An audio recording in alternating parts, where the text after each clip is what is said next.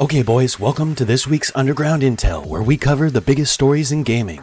And this week's biggest story? Well, it's officially been 3 weeks since Microsoft announced the major restructuring of its gaming division, bringing layoffs and major changes to Xbox Game Studios. And this week, we're going to dig through what we know so far now that the dust has settled a bit. So what exactly happened? And what have we learned in the last few weeks? As more reporting has came out, we're starting to get a clearer picture of what the restructuring really looks like. Several projects have now been confirmed as casualties of the cuts. Rare's long-awaited Everwild has been cancelled after years of development. And the Perfect Dark reboot, well, that's been cancelled too. And its developers, The Initiative, well, they've been shut down. And one of the biggest surprises was the cancellation of an unannounced MMO by ZeniMax Online Studios that reportedly had over 300 developers working on the game and had impressed the Xbox leadership before it was ultimately shelved. But the projects, they weren't the only thing affected. One of the clearest examples was ZeniMax Online Studios, where several longtime leaders stepped down as the studio transitions to new leadership. We've also learned more about what employees experienced during the restructuring. According to recent reports, many developers experienced weeks of uncertainty leading up to the restructuring. Some employees reportedly didn't even know they didn't have a job until they were locked out of the company's systems.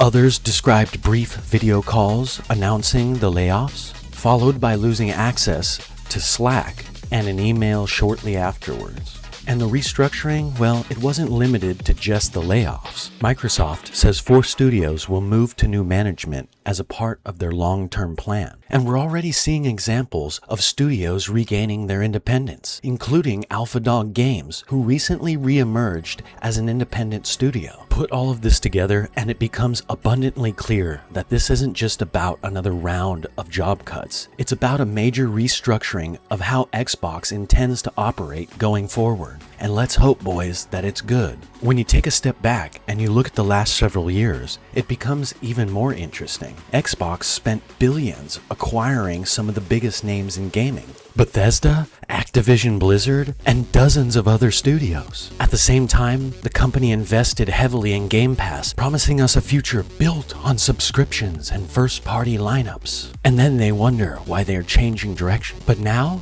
the strategy appears to be changing. Recent reporting suggests that Xbox is being much more selective about where they put their time, their money, and their resources. Some analysts believe that Microsoft wants a leaner organization with fewer but bigger projects. And others believe that this is simply just the reality of rising development costs throughout the industry. The real question is, what does this mean for players? That's the question everyone is trying to answer. Could this mean fewer games, but better ones? Will Xbox take fewer creative risks going forward? Could more studios be headed towards going independent? And what does this mean for the future of Game Pass? Right now, nobody outside of Microsoft knows the answers. But one thing is becoming increasingly clear. Xbox isn't just cutting costs. It appears to be redefining what it'll look like over the next several years. And let's see, boys. Let's hope for their sakes it's good. Okay, boys, so here's my opinion. I think this is great for Xbox. I think over the last several years, Xbox has been getting too big for their britches, buying all sorts of studios and hiring all sorts of people. And it's about time they get back to basics and trim the fat off this hog before it hemorrhages straight into oblivion. It's time they remember who their core audience of gamers are.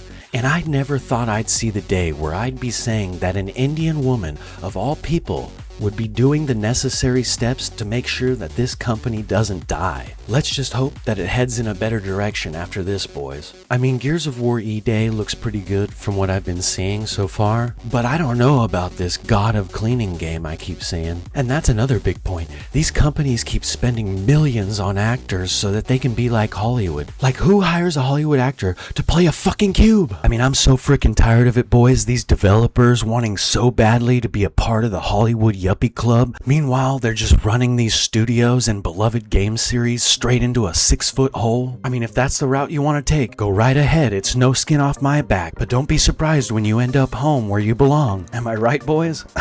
And as far as the studios that left, I think this is a really great thing too.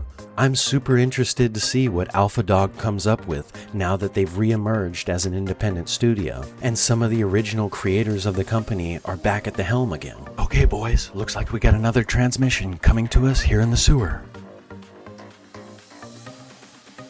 Okay boys, next up we're gonna get into a little GTA 6 online speculation and see what some people are wanting to see in the next GTA Online.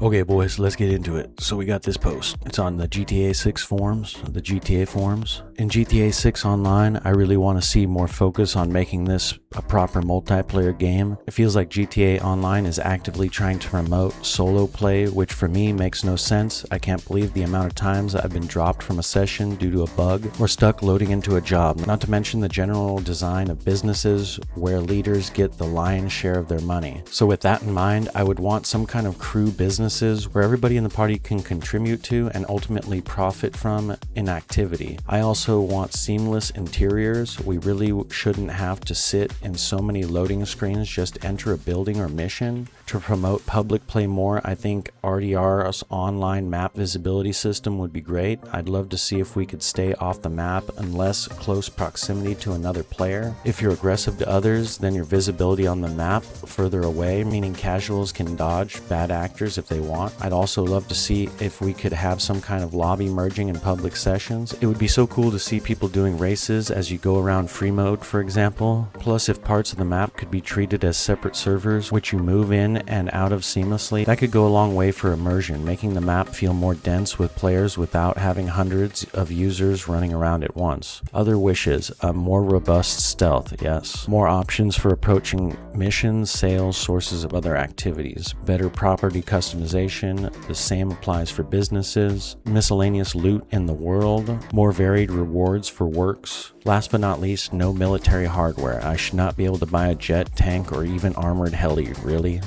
I think you could. I think you should, but I don't know. That's a matter of opinion. Well, boys, looks like we got another transmission coming to us here in the sewer. Okay, boys, so for our next story, we're going to be getting into some Trailer 3 speculation again. But this time, it's not just about when it'll arrive, it's about what form everybody's expecting it to be in. Will it be a gameplay trailer or another cinematic trailer? With Take-Two's unusual August 7th earnings schedule approaching, and GTA 6 only months away now, many news outlets are now saying that Rockstar may skip a cinematic trailer and go straight to a gameplay trailer, which is exactly what I was saying in last week's episode. So I came to this conclusion last week because Rockstar's already introduced us to the central main characters and their relationship together in trailer 1 and 2. And with the website update and all the screenshots, we're due for a gameplay trailer. That's what I thought. And based on Rockstar's past marketing pushes, I figured that this has to be the next logical marketing move, showing gameplay to the players, so that people can finally get an idea of the driving and vehicle physics, the combat and weapons, the NPC behavior, how the character switching is going to work between Jason and Lucia, the different open world activities, the dynamic weather, the animals in the game and how it interacts, and of course more of Leonida outside of Vice City. And now with the earnings report scheduled for early before the market opens on August 7th, it makes me think that the trailer may come out between the 4th and the 6th. Or at the least, I think we're going to see some kind of marketing pushes at that time. Oh shit, boys. Looks like we got another transmission coming to us here in the sewer. Okay boys, and now it's time for the Sewer Scroll, where I check out a couple of the funniest things I've seen in the gaming and GTA community this week. Let's get into it. Okay boys, first we got this meme, the yee ass haircut trap card. When activated, remove all bitches from opponent's dick and stop Tanisha from calling their dog ass for 3 turns while she fucks with that brain surgeon or lawyer she fucking with.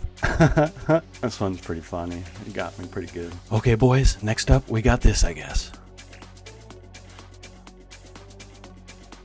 Wait, what? How did they do it? How did they get GTA 6 in Bangladesh? Asha, did you have something to do with this? Oh, wait a second. Hold on, I'll be right back.